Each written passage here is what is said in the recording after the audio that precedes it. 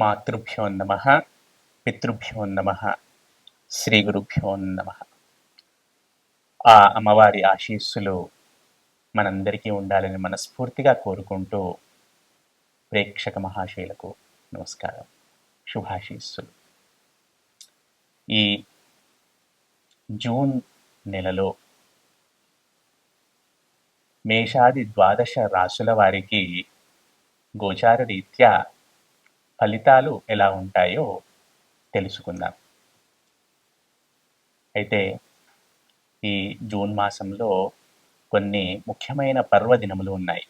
ముందుగా వాటి గురించి తెలుసుకొని తర్వాత మనము రాశి ఫలాల్లోకి ప్రవేశిద్దాం.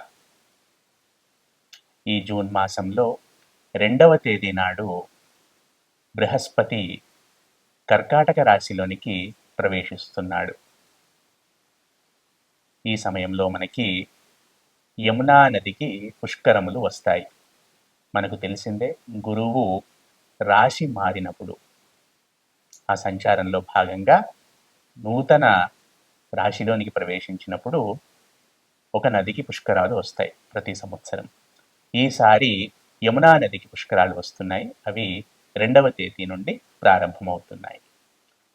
అలాగే జూన్ 3వ తేదీ రోజు మనకు సంకష్టహర చతుర్థి అనేది వస్తుంది. ఈ సంకష్టహర చతుర్థి నాడు మనము గణపతి ఆరాధన చేయడం ద్వారా మన కష్టాల నుండి బయటపడతాం. శక్తి ఉన్నవారు ఆ రోజు గణపతి హోమం కూడా చేయించుకుంటారు. శక్తి లేని వారు గణపతి ఆలయ సందర్శన, తమకు తోచిన విధంగా యథాశక్తి, యథాభక్తి, యథామతి ఆ గణపతిని ఆరాధించటం ద్వారా సత్ఫలితాలను పొందుతారు. అలాగే 11వ తేదీ రోజు మనకు ఏకాదశి పర్వదినం వస్తుంది. ఆ రోజు ఉపవాసం ఉండటము, విష్ణుమూర్తి ఆరాధన చేయడం, నారాయణుని ఆరాధన చేయడం ద్వారా మంచి ఫలితాలను, ఆరోగ్యాన్ని పొందుతాం.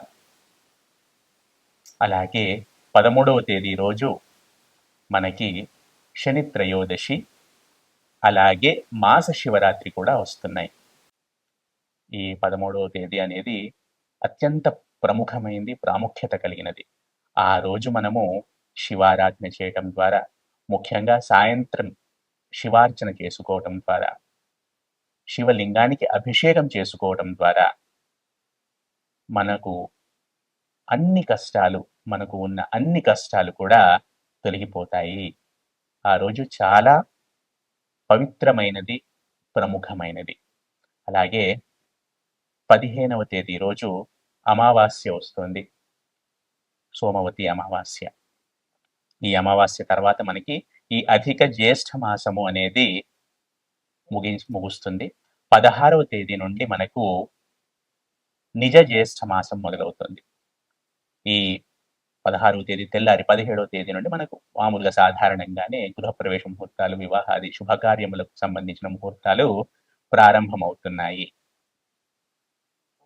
అలాగే ఈ మనకి ఇంకొక పర్వదినాలు కూడా ఉన్నాయి, కాకపోతే ఇవి చాలా ముఖ్యమైనవి. అలాగే వట సావిత్రి వ్రతం కూడా ఉంది మనకి పౌర్ణమి రోజు. బహుశా అది 29వ తేదీ, జూన్ 29 అనుకుంటున్నాను. పౌర్ణమి రోజు మనకి వట సావిత్రి వ్రతం కూడా ఉంది. ఈ విధంగా ఈ జూన్ మాసంలో మనకు చాలా పర్వదినాలు వస్తున్నాయి. విష్ణుమూర్తికి సంబంధించినవి, అమ్మవారికి సంబంధించినవి, శివుడికి సంబంధించినవి. చాలా చక్కగా ఈ మాసాన్ని వినియోగించుకుందాం. మనందరము భక్తి శ్రద్ధలతో ఆ భగవంతుడిని ఆరాధిద్దాము, యోగక్షేమములను పొందుదాము, ఆరోగ్యములను పొందుదాము. ఇక ఈ మాసం, ఈ జూన్ మాసంలో ద్వాదశాది రాశుల వారికి, మేషాది ద్వాదశ రాశుల వారికి ఫలితాలు ఎలా ఉంటాయో తెలుసుకునే ప్రయత్నం చేద్దాం. ముఖ్యంగా ఈ 12 రాశుల వారు గమనించదగ్గ విషయం ఏంటంటే, ఏదైనా నేను చెప్తున్నాను అంటే అది రాశిని బేస్ చేసుకొని చెప్తున్నాను. అందరికీ ఇది సూటిగా తగులుతుంది అని కండిషన్ ఏమీ లేదు. ఎందుకంటే వారి వారి జన్మ లగ్నములను బట్టి కొన్ని ఫలితాలు మారుతుంటాయి. కాకపోతే ఇప్పుడు నేను చెప్తున్నది జన్మ రాశిని ఆధారం చేసుకొని. కాబట్టి ఇప్పుడు ఒక 1,00,000 మంది ఒక రాశిలో ఉంటే 1,00,000 మందికి సూటిగా తగులుతాయని ఏమి రూల్ లేదు. వారి వారి జన్మ లగ్నములను బట్టి ఫలితాలు కొంచెం అటు ఇటుగా మారుతూ ఉండొచ్చు. ఇది ప్రేక్షకులు గమనించగలరు. తదుపరి మకర రాశి. ఈ మకర రాశి జాతకులకు ఈ మాసంలో పాజిటివిటీ అనేది కనబడుతోంది. కొంచెం గృహ సౌఖ్యం అనేది కనబడుతోంది. కొంచెం ధనలాభము అనేది కూడా కనబడుతోంది. ఏదేమైనా కూడా గత కొంతకాలంగా ఆగిపోయి ఉన్న పనులు కదులుతాయి. పాత స్నేహితులు ముందుకు వస్తారు. కొత్త పార్ట్నర్షిప్స్ మొదలవుతాయి. ఏదేమైనా కూడా ఈ మకర రాశి జాతకులకు ఈ మాసంలో ఆనుకూల్యత అనేది చాలా చక్కగా ఉంటుంది. అన్ని విధాలుగా కూడా. ఎవరైతే వృత్తి, ఉద్యోగ, వ్యాపారాల్లో ఉంటారో వారికి ప్రమోషన్ రావటం లాంటివి కనబడుతున్నాయి. అలాగే వ్యాపారాల్లో ఉన్నవారు కొంచెం ఎక్స్పాన్షన్ వైపుగా వెళతారు. వృత్తిలో ఉన్నవారు ఎలాగో దాన్ని ఇంప్రూవైజ్ చేసుకుంటారు మార్కెట్ రిక్వైర్మెంట్స్కి తగ్గట్టుగా. ఏదేమైనా కూడా ఒక ప్రొఫెషనల్ ఆస్పెక్ట్ అనేది ఈ మకర రాశి వారికి పాజిటివ్గా ఉంది అని చెప్పవచ్చు. ఎవరైతే విద్యార్థులు ఉంటారో ఈ రాశికి సంబంధించిన వారు సానుకూలమైన ఫలితాలను పొందుతారు అని చెప్పవచ్చును. ఎవరైతే హోమ్ మేకర్స్, రిటైర్డ్ పీపుల్ ఉంటారో వారు సాధ్యమైనంతగా దైవారాధనలో గడపండి. ఇంటి పనులు ముగించుకున్నాక వీలైనంతగా దైవారాధనలో గడిపే ప్రయత్నం చేయండి. అది మీ భవిష్యత్తుకు చాలా మంచిది, మీ ఆరోగ్యానికి కూడా చాలా మంచిది అని గ్రహించగలరు. ఏదేమైనా కూడా ఈ మకర రాశి జాతకులకు ఈ మాసము అన్ని విధాలుగా కొంచెం శ్రేయోదాయకంగానే కనబడుతుంది. అయితే ఇక్కడ తోడబుట్టిన వాళ్లతో కొంచెం సత్సంబంధాలను కలిగి ఉండాలి. కష్టం వచ్చినా నష్టం వచ్చినా కొద్దిగా వెన్నుదన్నుగా ఉండాలి ఒకరికొకరు. ఇది గ్రహించగలరు ఈ మకర రాశి జాతకులు.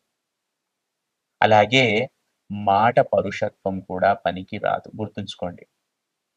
ఏది పడితే అది అనటం, ఎంత పడితే అది అనటం, మనోళ్ళు పరాయోళ్ళు అన్న తేడా లేకుండా ఏదో ఒక పదాన్ని వాడటం.